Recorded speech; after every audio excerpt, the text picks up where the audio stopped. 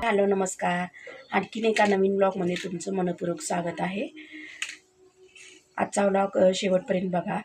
खूप इंटरेस्टिंग असणार आहे आजचा व्लॉग, त्यामुळे शेवटपर्यंत बघा. बघू शकताय माझी उष्णता जरा कमी झालेली आहे. इथं बी कॉम्प्लेक्सच्या गोळ्या खाते त्यामुळे जरा कमी झाली आहे.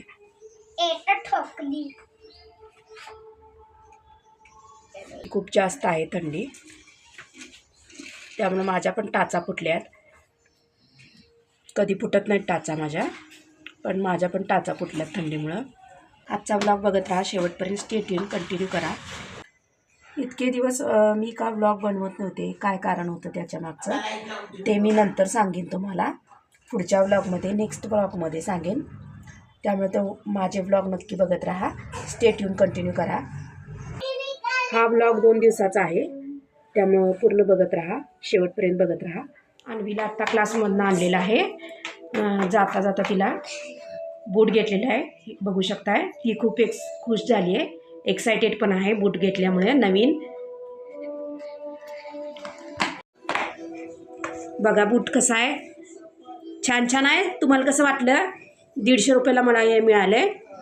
छान छान बूट, थंडी आहे म्हणून बूटच घेतलं आहे. छान आहे, मस्त आहे. तिला पण आवडलं, ती खूप खुश आहे. चेहऱ्यावरनं तिचा आनंद कळतच असेल तुम्हाला. आवडलं ना तुला बूट? हां, तिचं हे पहिलं असं होतं.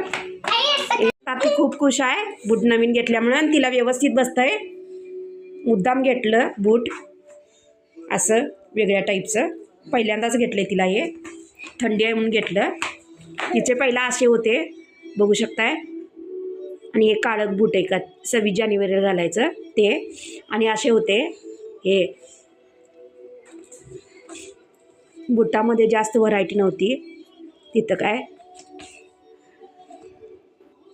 आणि सँडल होते असे स्टिकचे आणलेले परवा.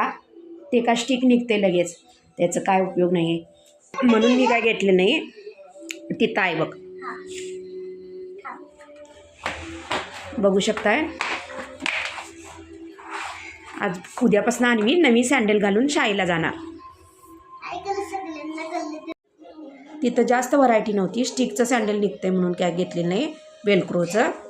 आणि दुसरं एक सँडल होतं, ते अवघड होतं काढायला, पुढनं काढायचं असं दोन्ही बाजूनं, ते अवघड होतं म्हणून ते काय घेतले नाही. आणि तिच्याकडं ऑलरेडी तसं होतं पहिल्यांदा, काय घेतलेलं नाही. हे घेतलं आहे असं, 150ला मला पडलेलं आहे. हे रोडवरनंच घेतलं.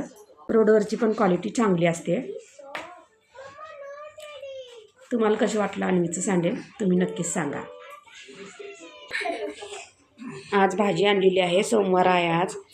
बघू शकता आईनं आमच्या पालक निवडलेला आहे. उद्या लसूणी पालक करायचं आहे. आणि मेथी निवडाली आता.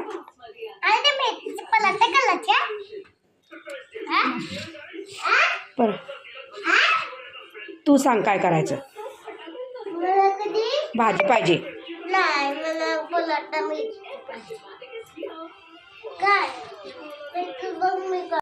आज सोमवार बाजारचा दिवस होता. मी पहिल्यांदा बाजार घेऊन आले भाजी. दही पराठा खाऊ दे, पराठा खाऊ दे. खोकला झालाय तिला, लोणी खायला नको. मी पण खाणार नाही आहे.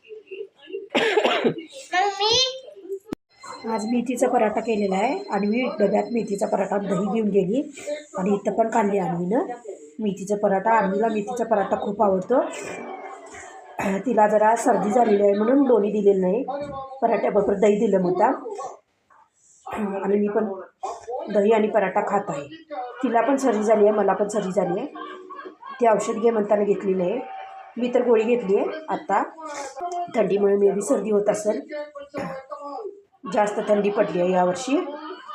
चला तर मग तुम्ही पण या माझ्याबरोबर मेथीचा पराठा आणि दही खायला. तुम्हाला मेथीचा पराठा कुणाला आवडतो हे कमेंट करून मला सांगा नक्कीच. आणि मेथीच्या पराठाबरोबर काय काय खायला आवडतं, दही का लोणी, हे पण सांगा. चला तर मग मी मेथीचा पराठा खाऊन नंतर तुम्हाला भेटते. आज नाश्त्याला आमच्याकडे उपीट आहे. थोड्या वेळानं खाते मी खायला घेतले मी, म्हणून असं घट्ट झालेलं दिसत असेल तुम्हाला. तुम्ही पण या नाश्ता करायला उपीट खायला. आणि पण खाता इथं बघू शकता.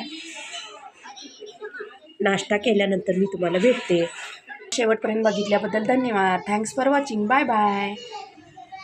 पुन्हा भेटूया नवीन ब्लॉगमध्ये.